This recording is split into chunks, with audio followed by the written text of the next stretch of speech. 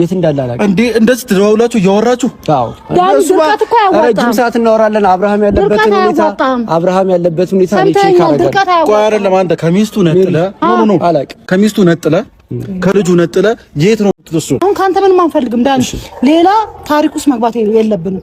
ስለዚህ የምናደርገውን ነገር ለማድረግ ንገረን፣ የት እንዳለ ልጁ እርዳን ነው እያልን ያለን። በቃ አለቀ ዳኒ። እሺ አለው። ይሄን ነው የምንፈልገው። ምን ላድርግ? እየተደዋወልክ እኮ ደውዬማ አገናኘሁ እኮ አንተ ለምን አላወቅም? ቁጥሩን ስጠን። ማን ጋር አለ? በስልክ ስለሆነ እኮ ያነሳችሁ እንዴ ኤርሚ እንትና ሜሪ እኔ ጋር እኮ አለ ቁጥሩ። ስለዚህ እኔ ምን ላድርግ? ልጁን በዚህ ነው የፈለጋችሁ? ምን ዳኒ ምንድነው ፈልገው? ቆይ ምንድነው ፍላጎት ምንድነው? አልገባኝም። አንተ ምንድነው ፈልገው?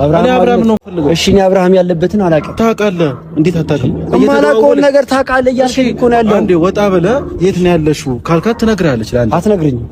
ምክንያቱም የት እንዳላችሁ ንገሩኝና ልምጣ ስላችሁ ታውኛ ልጆች አይደለንም። አንተ ግን ትንሽ አያሳዝንም እንዴ? በዚህ ልክ እናንተ ናችሁ እንጂ አብርሃም ማሳዝናችሁ። አሁን ለአብርሃም አዝነሽ ነው ሜሮን? ለአብርሃም አዝነህ ነው አንተ አሁን እየከየከኝ አይደለም። ለአንተ አዝኜ ነው። እኔም ማገኘው ጥቅም አለ። ምን ሆነሽ ነው? እኔም ማገኘው ጥቅም አለ። ሚኖር ይሆናል አይደል? አውቃለሁ። ሜሪ እንደዛ አረጋጊ ያልነግርሽም። ሜሪ እንደዛ አይደለም። እስኪ ምን ታመጫለሽ? ከሷ ጋር መጣላት አይጠበቅብም ዳኒ። እየሰማኸኝ ነው? ወይ ብንጣላ አላውቅም። ኖ ከሷ ጋር መጣላትም ሆነ ምን ነገር አይጠበቅብም ዳኒ። እየሰማኸኝ ነው? አዎ ምንም አታመጪ። ኖ ማምጣቱ አለማምጣቱ እኮ እዛ ደረጃ አንደርስም። ገብቶሃል? አንተ ምን ልታመጣ ትችላለች፣ እሷ ምን ልታመጣ ትችላለች። ስለዚህ እዛ ደረጃ አንደርስም። እኛ የምንፈልገው አብርሃም ብቻ ነው። እየለመንኩ ነው አለው። በቃ እየለመን አንተ ትልቅ ነህ። በቃ ሁሉም ነገር ማድረግ ትችላለሽ። በቃ የፈለግከውም ነገር አሳክተሃል። እኔም ማውቀው ነገር የለም። በእናትህ አትለማመጠው ከዚህ በላይ። ኧረ ይሄ ማነው በመድኃኒዓለም ግመል? ኧረ ግመልማ አንቺ ነሽ፣ እኔ ስላላልኩሽ ነው። ለማንኛውም ስማ አንድ ነገር ልንገርህ። ምን ልትለኝ ፈልገህ ነው? እኔ እንጃ። በመጀመሪያ ደረጃ አንድ ነገር ልንገርህ። የግመልን ጥቅም ነው ግመል ነው። ከልጁ ምንድን ነው የፈለጋችሁት?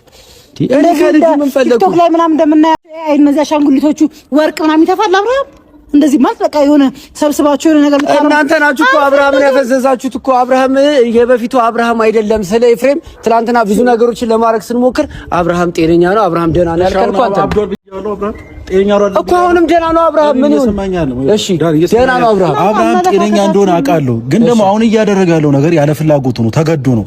ቆይ ስማኛ እንዴ አንድ ነገር ስማኛ።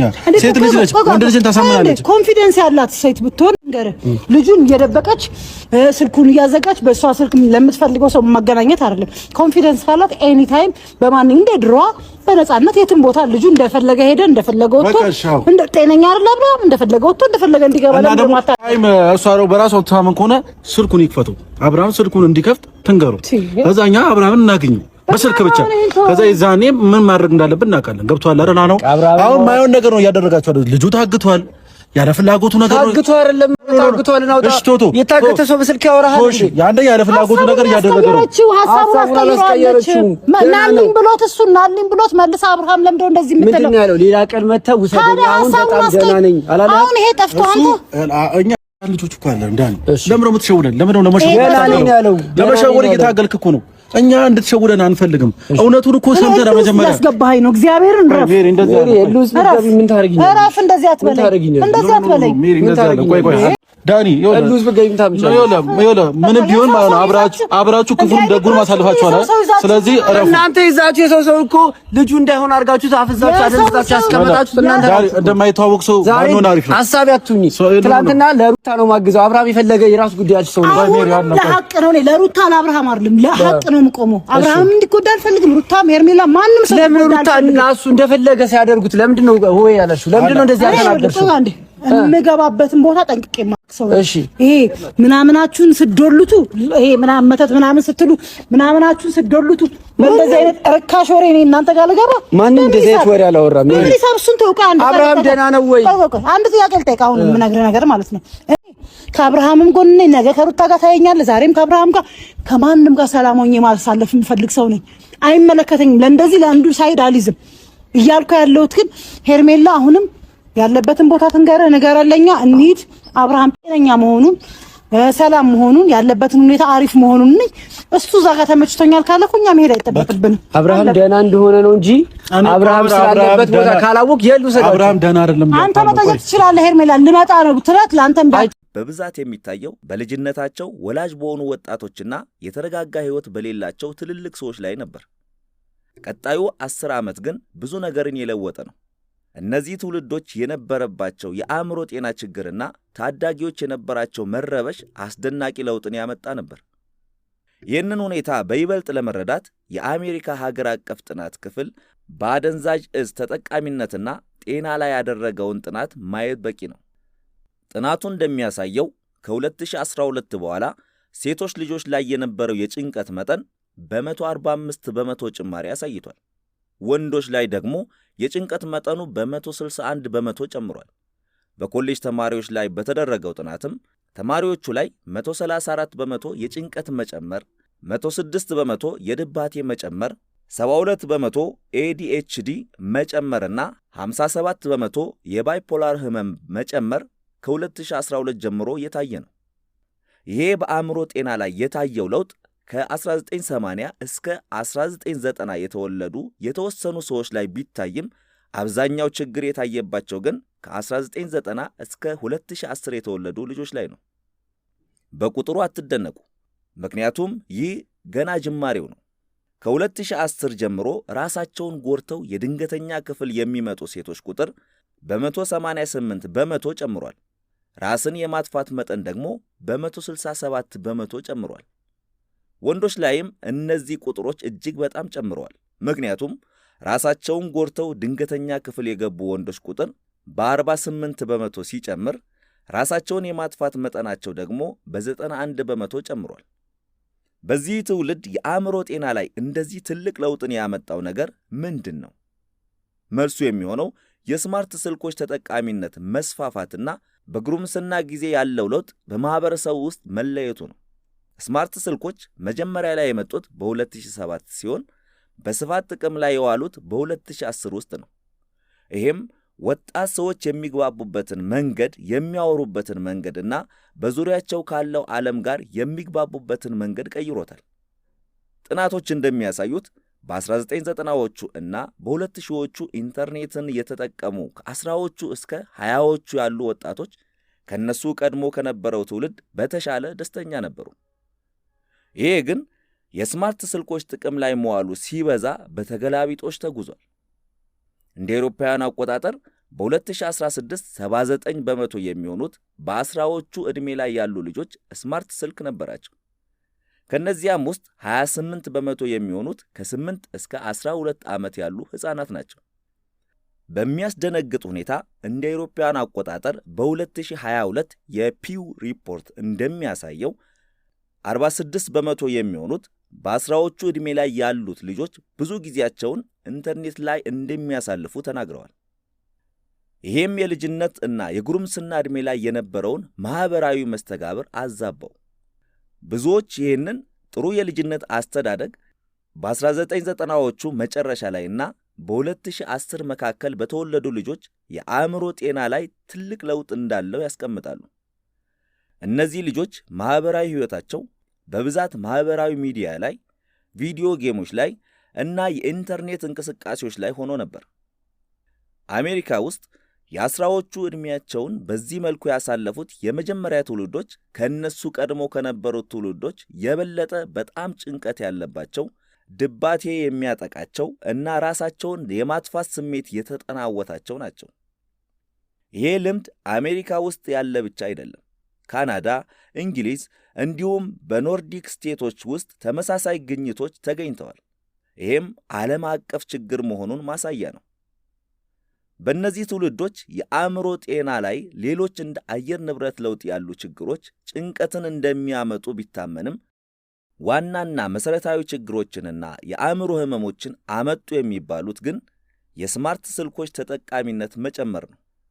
የዚህን ችግሮች ውጤት ለማየት ብንቸገርም እንኳን ቴክኖሎጂ ከማህበራዊ ግንኙነቶችና ከጉርምስና እድገት ጋር ያለውን ውስብስብ ግንኙነትና በወጣቶች ጤና ላይ ያለውን ለውጥ ማየት አያዳግተንም።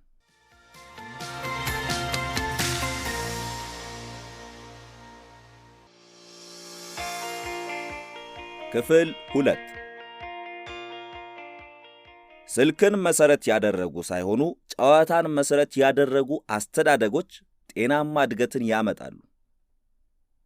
የስማርት ስልኮች መምጣት ለምንድን ነው በልጆችና በጉርምስና ላይ ባሉ ወጣቶች የአእምሮ ጤና ላይ ትልቅ ችግር ያመጣው? መልሱ ስማርት ስልኮች ማህበራዊ ሚዲያን፣ የፊት ማጥሪያ ፊልተሮችን፣ ሱስ የሚያስይዙ ጌሞችን በመስጠታቸው ላይ ብቻ ሳይሆን ስማርት ስልኮች ላይ የሚያባክኑትና የሚያወጡት ጊዜ ላይም መሰረት ያደርጋል። በተለይም ደግሞ የስማርት ስልኮች መምጣት በልጅነታቸው ይጫወቱ የነበሩ ሕፃናት እንዲጠፉ አድርጓል። የ1990ዎቹ መጨረሻ ትውልዶች የአእምሮ ጤና ችግርም የጀመረው ከዚሁ ነው። የሰው ልጅ ከሌሎች አጥቢ እንስሳት የረዘመ የልጅነት ጊዜ አለው። ለዚህም ደግሞ ምክንያት አለው።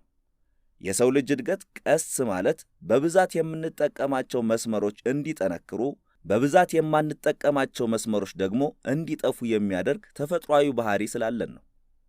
ይሄ ሂደት በሶስት መንገድ ልምድን በማዳበር ይፈጠራል። እሱም በነጻነት በመጫወት፣ ከሌሎች ጋር በመግባባትና ከማህበረሰብ በመማር ነው። ስማርት ስልኮች ግን ልጆች ወደ ቨርቹዋል ዓለም እንዲገቡና እነዚህን ሶስት መሰረታዊ ነገሮች እንዳያገኙ አድርጓቸዋል። ስርዓት ባለውና ቁጥጥር በሌለበት ጨዋታ ውስጥ ልጆች ሲያድጉ እርስ በርሳቸው መተባበር፣ አደጋን ማየት፣ ጓደኝነትን መመስረትና በአይነ ህሊናቸው ነገሮችን ማየት ይጀምራሉ። ስልክ ላይ መሰረት ያደረገ ልጅነት ግን ውጤቱ በተቃራኒው ነው። የተስተካከለ ቨርቹዋል ዓለም ቢኖር እንኳን ልጆች በእውነታው ዓለም እየተጫወቱ ከሚያገኙት ጥቅምና እድገት ጋር ተመሳሳይ አይደለም። ከሌሎች ጋር የመግባባት ጥበብም በልጆች እድገት ላይ ትልቅ አስፈላጊ ነገር ነው። ሕፃናት ከልጅነታቸው ጀምሮ ስሜታዊ አገላለጾችን መረዳትና ማህበራዊ ግንኙነቶችን ከሚንከባከቧቸው ሰዎችና ከእኩዮቻቸው ጋር ማዳበር ይኖርባቸዋል። እነዚህ ተግባቦቶች በስሜታዊነት ራስን ለመቆጣጠርና ማህበራዊ ችሎታዎችን ለማዳበር አስፈላጊ ናቸው።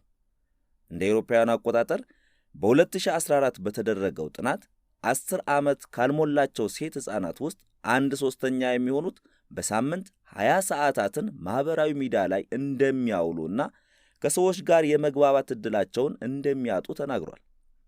ከማህበረሰብ መማር ወይም ልጆች ጠቃሚ ባህሪዎችን እና ልምዶችን በመልካም ሰዎች የሚማሩበት ሂደትም በስማርት ስልኮችና በማህበራዊ ሚዲያ መስፋፋት ጠፍቷል።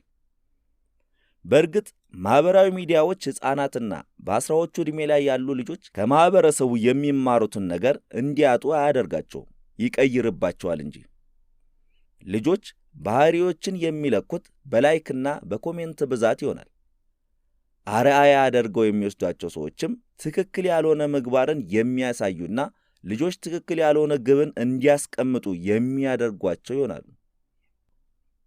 በዚህም ምክንያት ልጆች ከማህበረሰባቸው ውስጥ ጥሩ አርአያ የሚሆናቸውን ሰው እንዳያገኙ ያደርጋቸዋል። በቅርብ 10 ዓመታት ውስጥ ወላጆች ትኩረት የሚያደርጉት ልጆቻቸውን ከመኪና አደጋ ወይም ከአካል ጥቃት አድራሾች መከላከል ላይ ነው። ይሄ ጥሩ ሆኖ ሳለ ልጆች ከስማርት ስልኮችና ከማህበራዊ ሚዲያውስ መጠበቅ የለባቸውም? ልጆች በጨዋታ ላይ እንዳይውሉ ከፍተኛ ቁጥጥርን ማምጣት፣ ነገሮችን መቋቋም እንዳይችሉ፣ በራስ መተማመናቸው እንዲጠፋና ሳይጫወቱ እንዲያድጉ በማድረግ አሉታዊነቱ ይጎላል። ልጆች አንዳንዴ አደጋ ያላቸውን ጨዋታዎች እንዲጫወቱ ማድረግ አስፈላጊ ነው። ምክንያቱም ችግር መፍታትን እንዲማሩና በራስ መተማመናቸውን እንዲገነቡ እንዲሁም ቀልጣፋ እንዲሆኑ ይረዳቸዋል። ከዚህ ጋር በተያያዘም ልጆችን በምቾት ውስጥ እንዲቆዩና ሁሌም ደህንነታቸውን መቆጣጠር ለአእምሮ እድገታቸው ጥሩ አይደለም። በተመሳሳይ ሰዓትም ልጆቻችንን በማህበራዊ ሚዲያ፣ በፎቶ ማሳመሪያዎች እና ሱስ በሚያስይዙ ጌሞች እንዳይጠቁ ምንም አይነት መከላከያ አላደረግንም። የስማርት ስልኮች መምጣት የልጅነትን መልክ ሙሉ ለሙሉ በሚባል ደረጃ ቀይሮታል። ልጆችም በነጻነት በመጫወት ከሰዎች ጋር በመግባባትና ከማህበረሰቡ በመማር የሚያገኙትን ነገር እንዲያጡ አድርጓቸዋል። ይሄ ለውጥ መፈጠሩ ከ1990ዎቹ መጨረሻ እስከ 2010 የተወለዱ ልጆች የአእምሮ ጤና ላይ አሉታዊ መዘዞችን አምጥቷል። በዚህም ምክንያት ነው የጭንቀት፣ የድባቴ እና ራስን የማጥፋት መንፈስ እየጎላ የመጣው። ይህንን ችግር መቅረፍ በቴክኖሎጂ ማህበራዊ ግንኙነቶችና በልጆች እድገት መካከል ጥልቅ መረዳት እንዲኖር ያደርጋል። ይህንንም በቀጣይ የምንመለከተው ይሆናል።